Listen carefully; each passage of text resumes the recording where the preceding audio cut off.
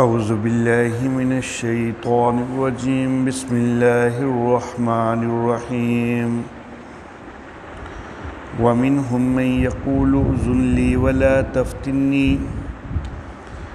الا فی الفتنة سقطوا وان جہنم لمحیطۃ بالکافرین ان تصبک حسنۃ تسؤہم وَإِن تُصِبْكَ مُصِيبَةٌ يَقُولُوا قَدْ أَخَذْنَا أَمْرَنَا مِنْ قَبْلُ وَيَتَوَلَّوْا وَهُمْ فَرِحُونَ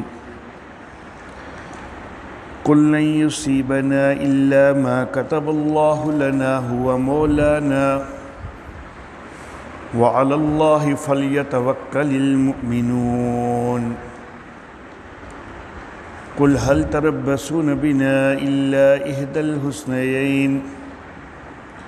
ونحن نتربص بكم أن يصيبكم الله بعذاب من عنده أو بأيدينا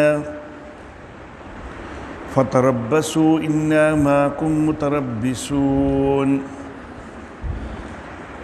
قل أنفقوا طوعا أو كرها لن يتقبل منكم إنكم كنتم قوما فاسقين وما منعهم أن تقبل منهم نفقاتهم إلا أنهم كفروا بالله وبرسوله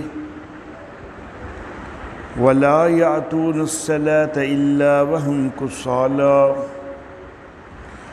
ولا ينفقون إلا وهم كارهون فلا تعجبك أموالهم ولا أولادهم إنما يريد الله ليعذبهم بها في الحياة الدنيا وتزهق أنفسهم وهم كافرون صدق الله مولانا العلي العظيم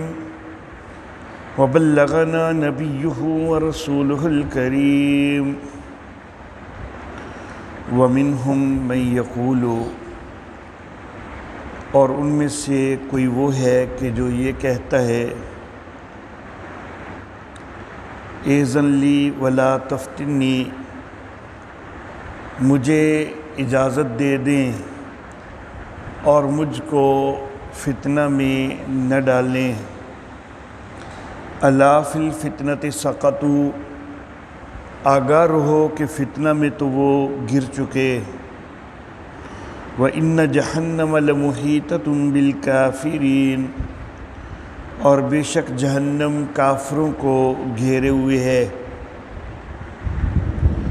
ان تصبک حسنۃ اگر تجھ کو کوئی بھلائی پہنچتی ہے تسؤہم تو وہ ان کو بری لگتی ہے وَإِن تُصِبْكَ مُصِيبَةٌ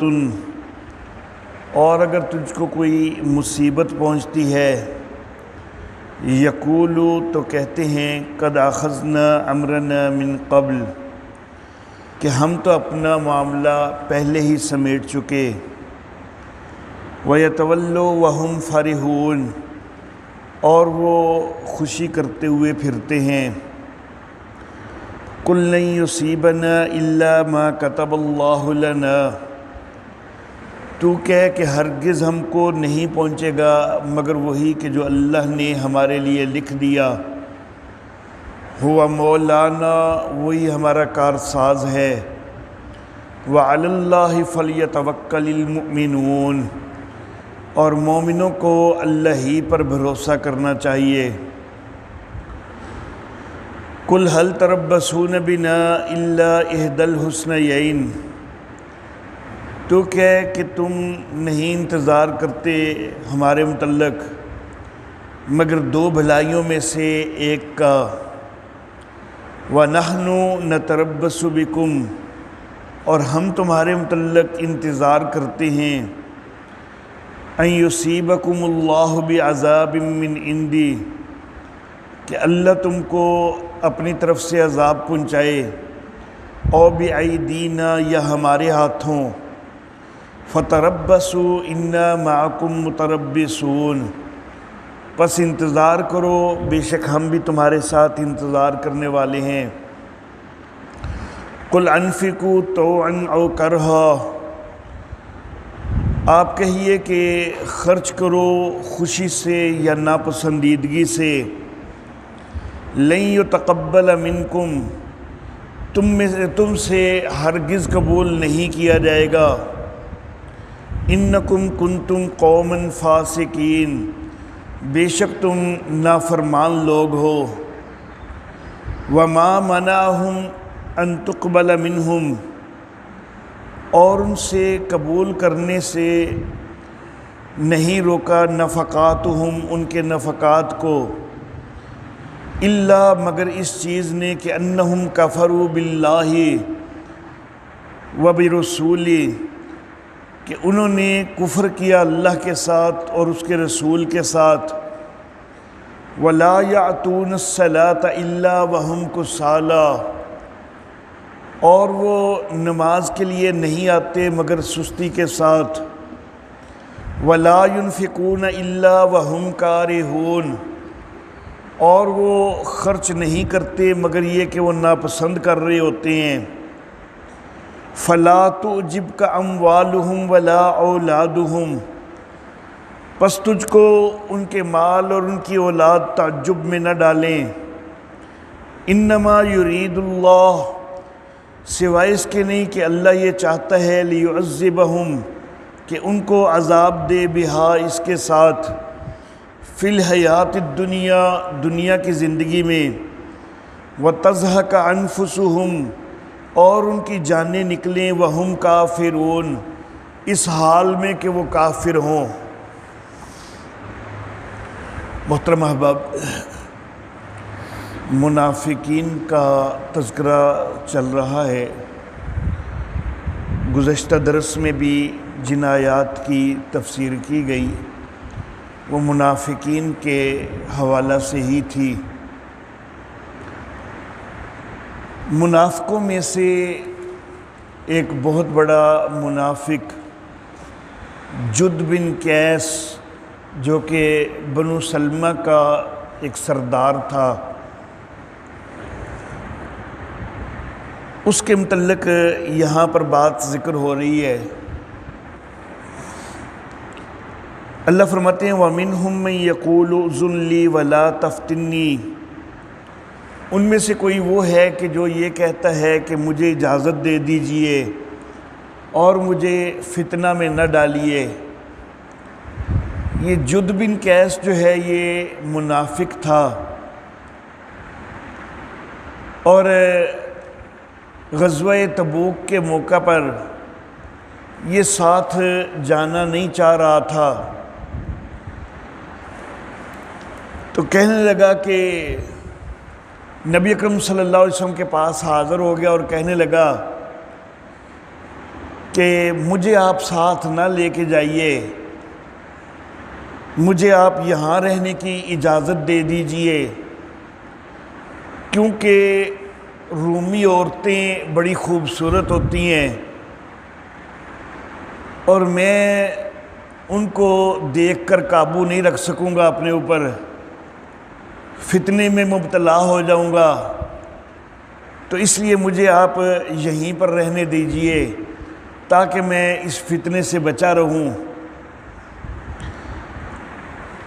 اصل میں اس نے صرف یہ بہانہ تلاش کیا تھا، جیسا کہ گزشتہ درس میں بھی منافقین کے حوالہ سے یہ ذکر ہوا کہ وہ بہانے بنا کے اجازت چاہ رہے تھے۔ یہ جد بن قیس جو ہے بنو سلمہ کا سردار تھا، تو پھر نبی اکرم صلی اللہ علیہ وآلہ وسلم نے ایک موقع پر اس کی منافقت کی وجہ سے اس کی بجائے حضرت بشر بن برا رضی اللہ تعالی عنہ کو سردار مقرر کر دیا تھا۔ یہ جو جد بن قیس ہے، اس کا بیٹا عبداللہ رضی اللہ تعالی عنہ وہ صحابی رسول ہے اور غزوہ بدر کے اندر بھی شریک ہوئے ہیں، یعنی بدری صحابی ہے، تو یہ اللہ رب العزت کی تقسیم ہے کہ باپ جو ہے وہ منافق ہے بہت بڑا، اور بیٹے کو اللہ رب العزت نے صحابیت سے نواز دیا، اور وہ بھی بدری صحابی کہ جن کا ایک بہت بڑا مرتبہ اور مقام ہے۔ صلح حدیبیہ کے موقع پر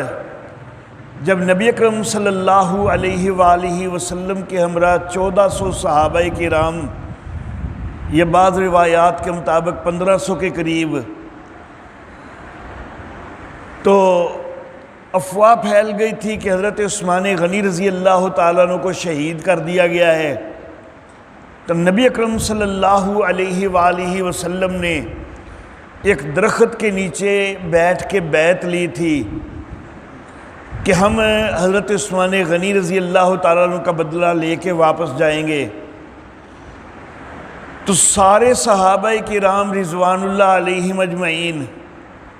انہوں نے بیعت کی تھی۔ یہ واحد جد بن قیس اس موقع پر وہ بندہ تھا کہ جو اپنی اونٹنی کے پیچھے چھپ رہا تھا اور اس نے بیعت کوئی نہیں کی تھی۔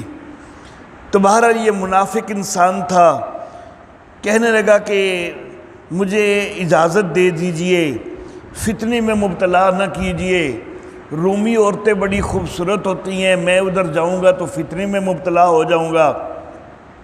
اللہ فرماتے ہیں الا فی الفتنۃ سقطوا، آگاہ رہو کہ فتنہ میں تو یہ گر چکے۔ یہ اپنی منافقت کے ساتھ فتنہ میں مبتلا تو پہلے ہی ہے، اور نبی اکرم صلی اللہ علیہ وسلم کی بات کی نافرمانی کر کے یہ فتنہ میں مبتلا تو ہو چکا ہوا ہے۔ وَإِنَّ جَهَنَّمَ لَمُحِيطَةٌ بِالْكَافِرِينَ، اور بے شک جہنم کافروں کو گھیرے ہوئے ہے۔ تو یہ جو منافق ہیں تو یہ بھی کافر ہی ہیں، کیونکہ صرف ظاہری کلمہ پڑھتے ہیں۔ قرآن حکیم میں دوسرے مقام پر منافقین کے لیے یہ بھی ارشاد فرمایا گیا ہے کہ ان المنافقین فی الدرک الاسفل من النار، کہ منافقین تو جہنم کے سب سے نچلے گڑھے کے اندر ہوں گے، کیونکہ ان کا جرم جو ہے وہ دوہرا ہو جاتا ہے۔ ایک یہ کہ کافر تو یہ ہیں ہی ہیں، اور دوسرا مسلمانوں کو دھوکہ بھی دیتے ہیں اپنے آپ کو مسلمان ظاہر کر کے، تو عام کافروں کی نسبت یہ زیادہ گھنونے کافر ہیں، اور ان کا جو ہے وہ زیادہ عذاب ہے ان کے لیے۔ اللہ فرماتے ہیں کہ ان تصبک حسنۃ تسؤہم، ان کی صورتحال یہ ہے، ان کے حال یہ ہے کہ اے نبی اگر آپ کو کوئی بھلائی پہنچتی ہے تو وہ تو ان کو تکلیف دیتی ہے، بری لگتی ہے، وہ ان کو ناپسند ہوتی ہے۔ وَإِن تُصِبْكَ مُصِيبَةٌ، اور اگر کبھی کسی مارکہ کے اندر آپ کے لیے کوئی پریشانی بن جائے، کوئی مصیبت آ جائے، کبھی بعض اوقات غزوات کے اندر شدت کا سامنا کرنا پڑ جاتا ہے، جیسا کہ غزوہ احد کے اندر بھی مسلمانوں کو بہت زیادہ شدت کا سامنا کرنا پڑا، غزوہ حنین کے موقع پر مسلمانوں کو بڑا شدت کا سامنا کرنا پڑا۔ تو کبھی کبھی جب کوئی تکلیف پہنچتی ہے، مصیبت پہنچتی ہے، یقولوا قد اخذنا امرنا من قبل، تو اس وقت یہ کہتے ہیں کہ جی ہم نے تو پہلے ہی محسوس کر لیا تھا کہ یہ نقصان ہونے والا ہے، اس لیے ہم تو پہلے ہی ساتھ کوئی نہیں آئے، ہم نے تو اپنا معاملہ پہلے ہی سمیٹ لیا تھا، تو ہمیں پتہ تھا کہ یہاں پر جو ہے وہ نقصان ہونا ہے، پریشانی آنی ہے۔ وَيَتَوَلُّوا وَهُمْ فَرِحُونَ، اور خوشیاں کرتے ہوئے پلٹتے ہیں، خوشیاں کرتے ہوئے پھرتے ہیں کہ ہم تو ساتھ نہیں تھے، ہم تو بچ گئے۔ قُلْ لَن يُصِيبَنَا إِلَّا مَا كَتَبَ اللَّهُ لَنَا، اے نبی آپ ان سے کہیے کہ ہم کو ہرگز نہیں پہنچے گا مگر وہی کہ جو اللہ نے ہمارے لیے لکھ دیا ہے۔ اگر اللہ رب العزت نے ہمارے لیے کوئی تکلیف لکھی ہے تو وہ ہم کو پہنچے گی، اگر ہمارے لیے کوئی مسرت لکھی ہے، خوشی لکھی ہے تو وہ ہم کو پہنچ کے رہے گی۔ ہوا مولانا، وہی ہمارا کارساز ہے۔ وَعَلَى اللَّهِ فَلْيَتَوَكَّلِ الْمُؤْمِنُونَ، مومنوں کو اللہ ہی پر بھروسہ کرنا چاہیے۔ قُلْ هَلْ تَرَبَّصُونَ بِنَا إِلَّا إِحْدَى الْحُسْنَيَيْنِ، اے نبی آپ ان سے کہیے کہ تم ہمارے متعلق انتظار نہیں کرتے مگر دو بھلی چیزوں میں سے کسی ایک کا، ہمیں تو جو ملے گا تو یا تو شہادت ملے گی تو وہ بھی بھلی چیز ہے، یا پھر فتح اور کامرانی مل جائے گی اور مال غنیمت وغیرہ حاصل ہوگا تو یہ بھی بھلی چیز ہے۔ تو ہمیں تو جو ملنا ہے وہ اچھا ہی ملنا ہے۔ غازی بن کر بھی لوٹیں گے تو اجر کے مستحق ہوں گے، شہید ہوں گے تو پھر بھی جنت کے مستحق ہوں گے۔ تو ہمیں تو ہر صورت میں اچھا ملنا ہے، لیکن دوسری طرف تمہیں کیا ہے، تمہیں کیا ملنا ہے؟ وَنَحْنُ نُتَرَبَّصُ بِكُمْ، ہم تمہارے متعلق انتظار کر رہے ہیں، أَن يُصِيبَكُمُ اللَّهُ بِعَذَابٍ مِّنْ عِنْدِهِ أَوْ بِأَيْدِينَا، کہ تم کو بھی دو چیزوں میں سے ایک ملنے والی ہے، یا تو اللہ کسی اور ذریعے سے تم کو عذاب دے دے گا،